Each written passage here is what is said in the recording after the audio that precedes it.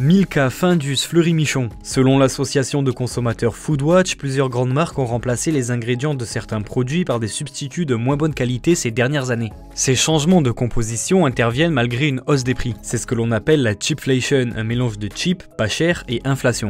Par exemple, les surimi Fleury-Michon auraient perdu 11% de chair à poisson entre 2021 et 2023 alors que leur prix au kilo a augmenté de 40% chez Auchan. On retrouve aussi la mayonnaise Maille qui a vu sa proportion de jaune d'œuf diminuer alors que son prix a augmenté de 12% chez Intermarché. Milka a remplacé l'huile de tournesol dans ses cookies par de l'huile de palme en 2022 suite à la pénurie due à la guerre en Ukraine. D'autres produits sont affectés comme les bâtons de Colin Findus, les chocolats After Eight ou les poulets rôtis en cocotte Bordeaux Chenel. La plupart des marques expliquent ces changements par la hausse du prix des matières premières dans un contexte d'inflation. Néanmoins, selon l'association, cela n'excuse en rien l'opacité sur les changements de recettes ni la hausse des prix qui est corrélée. Foodwatch dénonce également la shrinkflation ou réduflation. Ce procédé consiste à réduire les quantités des produits plutôt que d'augmenter trop significativement leur prix. Le gouvernement veut rendre ces pratiques plus explicites dans les supermarchés.